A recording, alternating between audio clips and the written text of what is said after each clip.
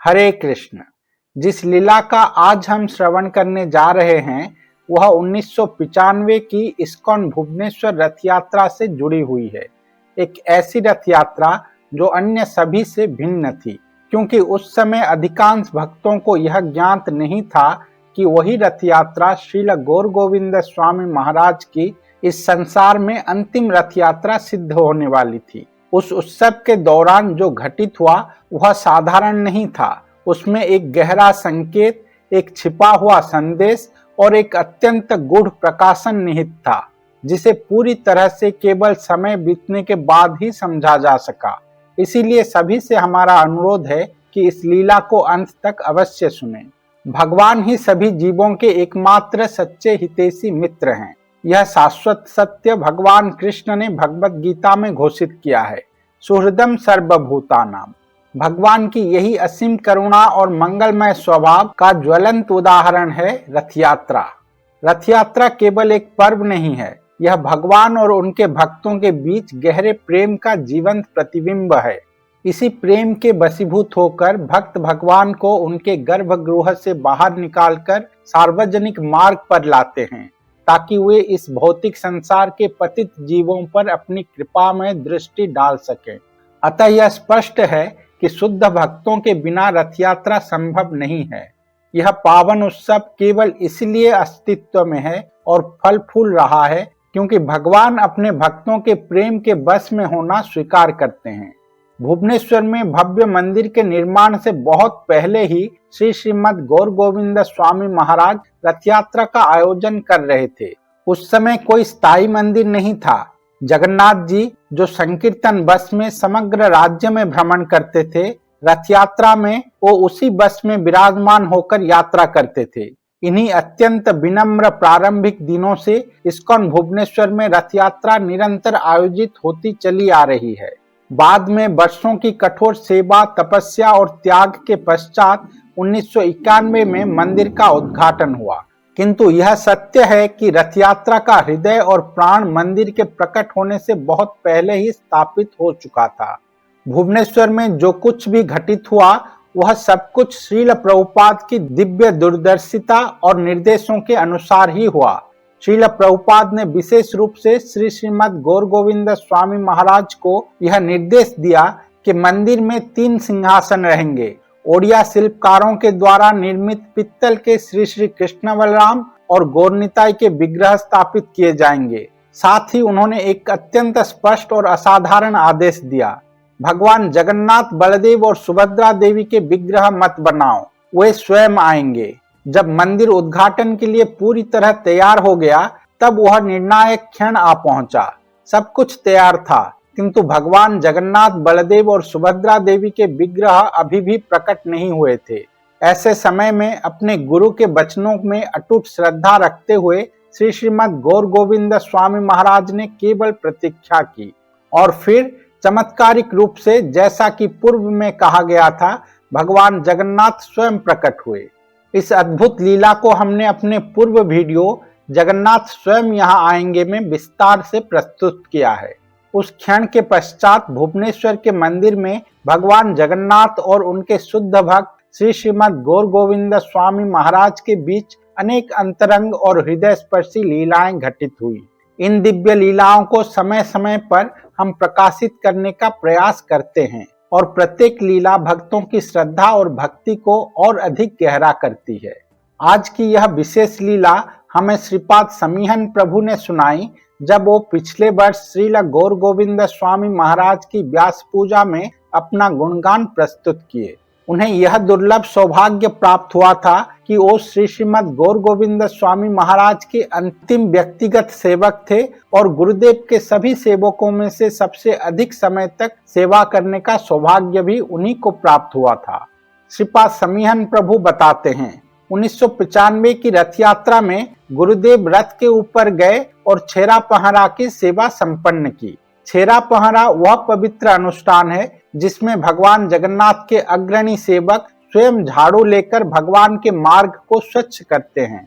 जगन्नाथपुरी में यह सेवा ओडिशा के राजा गजपति महाराज द्वारा की जाती है, जिन्हें भगवान जगन्नाथ का प्रथम सेवक माना जाता है। इसी दीनता और भक्ति के भावना के साथ भुवनेश्वर में यह परम पवित्र सेवा भगवान जगन्नाथ, बलदेव और सुभद्रा देवी के लिए स्वयं श्री श्रीमद गौर गोविंद स्वामी महाराज द्वारा की जाती है। छेरा पहरा का पवित्र सेवा पूर्ण होते ही वह सबसे प्रतीक्षित क्षण आया, रथ खींचने की लीला आरंभ हुई। श्रील गौर गोविंद स्वामी महाराज सदा की भांति अपने व्यक्तिगत वाहन में रथ के पीछे पीछे चलते थे। परंपरा के अनुसार भगवान जगन्नाथ अपने मुख्य मंदिर से गुंडीचा मंदिर जाते हैं, जहां वे 9 दिनों तक प्रतिदिन के उत्सवों, कीर्तन और आनंदमय लीलाओं में विराजमान रहते हैं। 10वें दिन भगवान उसी भव्य रथ यात्रा के माध्यम से अपने मंदिर में वापस लौटते हैं। इस वापसी यात्रा को बाहुड़ा यात्रा कहा जाता है। बाहुड़ा यात्रा में भी छेरा पहरा सहित वही सभी अनुष्ठान पुनः संपन्न किए जाते हैं। सन 1995 के बाहुड़ा यात्रा के समय सब कुछ बाह्य रूप से तो सामान्य ही घटित हो रहा था, किंतु वास्तव में कुछ भी साधारण नहीं था। गुरुदेव ने स्वयं छेरा पहरा की सेवा की, गहन भक्ति भाव से रथ के फर्श को झाड़ू लगाकर स्वच्छ किया। सेवा पूर्ण करने के पश्चात गुरुदेव रथ से नीचे उतरे। बाद में श्रील गुरुदेव अपने वाहन की आगे वाली सीट पर विराजमान हुए। मैं उनके ठीक पीछे पिछली सीट पर बैठा हुआ था। वाहन की खिड़कियां खुली हुई थीं। चारों ओर कीर्तन, शंखनाद और उल्लास से भरे भक्तों की ध्वनियां गूंज रही थी। धीरे धीरे रथ आगे बढ़ने लगा और उसी के साथ साथ कार भी पीछे पीछे चलने लगी। जैसे ही कार ने बड़े धीरे से चलना आरंभ किया, घने जनसमूह के भीतर से एक अत्यंत वृद्ध महिला अचानक प्रकट हुई और सीधे गुरुदेव की खिड़की के पास आकर खड़ी हो गई। उन्होंने थोड़ा झुककर अत्यंत कोमल स्वर में गुरुदेव से पूछा, बाबा, इतनी भव्य और सुंदर यह रथ यात्रा क्या आपके बाद भी चलती रहेगी? गुरुदेव ने उन्हें ध्यानपूर्वक देखा। उनके मुख पर कोई आश्चर्य नहीं था, केवल गहन शांति और करुणा थी। उन्होंने रथ की ओर मुख किया, हल्के से मुस्कुराए और फिर उत्तर दिया, क्यों नहीं, यह तो ब्रह्मांड के स्वामी भगवान जगन्नाथ का उत्सव है। वही इसे चला रहे हैं, भविष्य में भी वही इसे चलाएंगे, फिर यह कैसे बंद हो सकती है? यह और बढ़ेगी और भी अधिक भव्य रूप से मनाई जाएगी। जैसे जैसे कार आगे बढ़ने लगी, मेरा ध्यान उस संवाद से हटकर उस रहस्यमयी वृद्धा के स्वरूप पर स्थिर हो गया। मैंने उन्हें पहले कभी नहीं देखा था, न इस क्षेत्र में न किसी पूर्व रथ यात्रा में। वे अत्यंत वृद्ध थीं, फिर भी उनमें एक अद्भुत गरिमा थी। उन्होंने सादा निर्मल श्वेत वस्त्र धारण किया हुआ था। उनकी उपस्थिति अत्यंत गंभीर, स्थिर और आकर्षक थी। जैसे ही कार आगे बढ़ी, मैंने सहज भाव से पीछे मुड़कर उन्हें एक बार फिर देखने का प्रयास किया। वे वहां नहीं थे, वे पूरी तरह भीड़ में विलीन हो चुकी थीं। उसी क्षण रथ की ओर से गगनभेदी उद्घोष गूंज उठा, जय जगन्नाथ, हरि बोल। हजारों भक्तों की आवाजें एक साथ उठी और वह ध्वनि मानो एक विशाल महासागर बन गई। वातावरण भक्ति रस से भर गया। हवा तक उस दिव्य आनंद से कंपित होने लगी। उन उद्घोषों को सुनते हुए, चलते हुए रथ को देखते हुए मेरा चित्त पूर्णतः जगन्नाथ रथ यात्रा के दिव्य भाव में लीन हो गया। किंतु मेरे हृदय के भीतर चुपचाप एक प्रश्न जन्म ले चुका था। एक ऐसा प्रश्न जिसका उत्तर शीघ्र ही एक अप्रत्याशित रूप में मिलने वाला था। जब अंततः रथ मंदिर पहुंचा, तब भी उत्सव थमा नहीं। रात्रि देर तक भक्त उपस्थित रहे। कोई कीर्तन कर रहा था, कोई नाम स्मरण में लीन था, कोई सेवा के आनंद में मग्न था। रात के समय मैं श्रील गौर गोविंद स्वामी महाराज को प्रसाद सेवा कर रहा था, किंतु मेरा मन अशांत था। उस रहस्यमयी वृद्धा का स्वरूप बार बार मेरे हृदय में उभर रहा था। मैं गुरुदेव से उसके विषय में पूछना चाहता था, परंतु स्वयं को रोक लिया। मुझे भय था कि कहीं गुरुदेव इसे कोई तुच्छ या महत्वहीन प्रश्न न समझ लें, इसलिए मैं मौन रहा। फिर भी सेवा करते हुए मेरा चित्त उसी पर केंद्रित था। अचानक गुरुदेव ने बिना किसी भूमिका के सीधे मेरी ओर देखकर पूछा, वह स्त्री कौन थी? मैं स्तब्ध रह गया। तुरंत मैंने सत्यपूर्वक उत्तर दिया, गुरुदेव, मुझे नहीं पता। मैंने उन्हें पहले कभी नहीं देखा। वे इस क्षेत्र की नहीं थीं। यह पहली बार था जब मैंने उन्हें देखा। गुरुदेव गंभीर हो गए। फिर उन्होंने वे शब्द कहे जो मेरे हृदय में सदा के लिए अंकित हो गया। आज योग माया आई थी। वह वृद्धा योग माया थी। एक क्षण के लिए मैं पूर्णतः अभिभूत हो गया।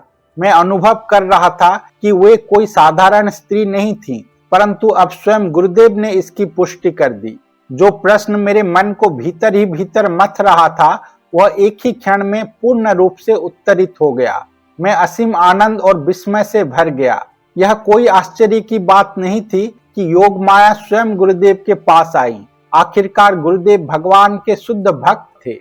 बाद में जब मैंने यह घटना अपने कुछ अत्यंत निकट के गुरु भाइयों से साझा की, तो हम सभी अत्यंत आश्चर्यचकित और हर्षित हो उठे। किंतु अनजाने में हम एक अत्यंत महत्वपूर्ण बात को नजरअंदाज कर गए। एक महान शिक्षा, एक गंभीर संकेत, एक मौन चेतावनी। अगले वर्ष 1996 रथ यात्रा पुनः उसी भव्यता और ऐश्वर्य के साथ मनाई गई। बाह्य रूप से सब कुछ अत्यंत सुंदर था। विशाल जनसमूह, शक्तिशाली कीर्तन, अनेक संकीर्तन दल, ऊंचे स्वर में हरिनाम, किंतु आंतरिक रूप से सब कुछ अत्यंत भिन्न था। हर हृदय में एक गहरा शून्य था। सब भीतर ही भीतर रो रहे थे, क्योंकि यह पहली रथ यात्रा थी जो श्रील गौर गोविंद स्वामी महाराज के बिना मनाई जा रही थी। गुरुदेव हमारे उत्सव का हृदय थे, वे रथ यात्रा का प्राण थे। 1996 के प्रारंभ में ही गुरुदेव मायापुर गए थे, जहां उन्होंने भगवान जगन्नाथ और श्री चैतन्य महाप्रभु की चर्चा करते हुए अपनी वियोग लीला प्रकट की।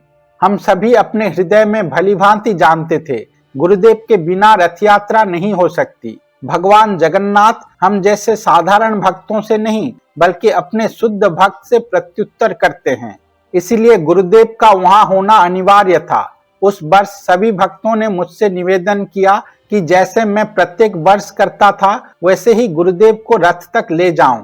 किंतु इस बार गुरुदेव की साक्षात उपस्थिति के स्थान पर मैं श्रील गुरुदेव का छायाचित्र लेकर गया, जहां गुरुदेव के छायाचित्र ने भक्तों के माध्यम से छेरा पहरा की सेवा संपन्न की। इसके पश्चात गुरुदेव का छायाचित्र रथ के पीछे स्थित उनके व्यक्तिगत वाहन में स्थापित किया गया और फिर रथ यात्रा शुरू हुई। उत्सव चलता रहा, परंतु हमारे हृदय यह भलीभांति जानते थे, भगवान ने अपने सेवक को हमारी दृष्टि से तो ले लिया, किंतु अपनी सेवा से नहीं।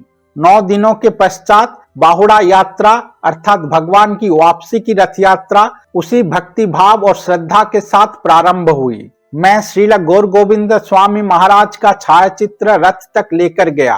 रथ के चलने से पहले गुरुदेव के छायाचित्र द्वारा छेरा पहरा की सेवा संपन्न की गई।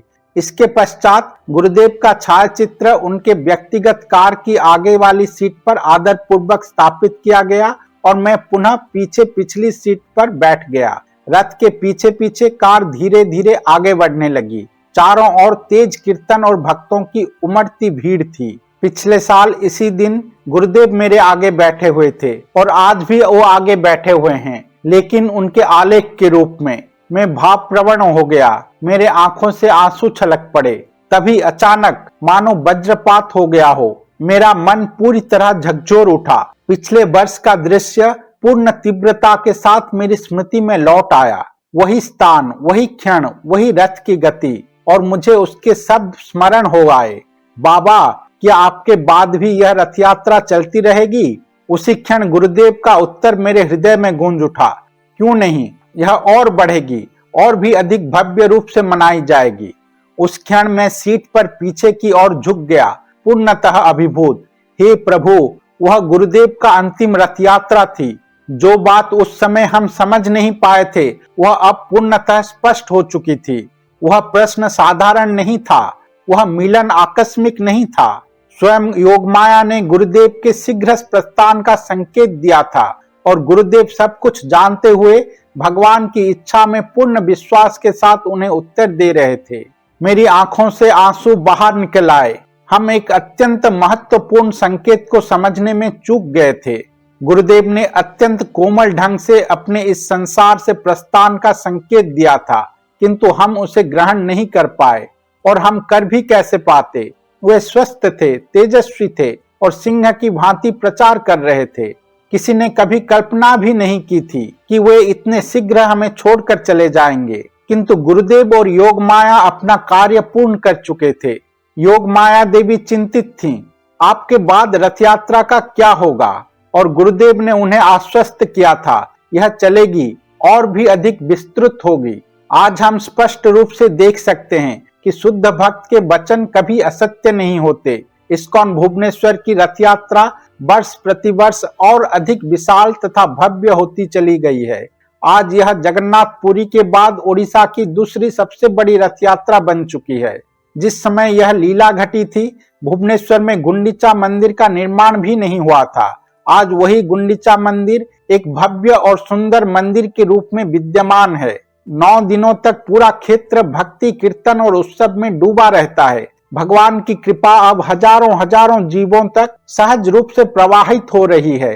श्रीपाद समीहन प्रभु ने बताया, गुरुदेव इस संसार के साधारण व्यक्ति नहीं थे, इसीलिए योग माया का उनके पास आना कोई आश्चर्य की बात नहीं थी। गुरुदेव की कृपा से यद्यपि मैं अयोग्य था, फिर भी उन्होंने मुझे अपना सेवक स्वीकार किया और इस प्रकार मुझे स्वयं अपनी आंखों से योगमाया देवी को देखने का दुर्लभ अवसर मिला। यद्यपि वे बाह्य रूप से एक साधारण वृद्धा के समान प्रतीत हो रही थी।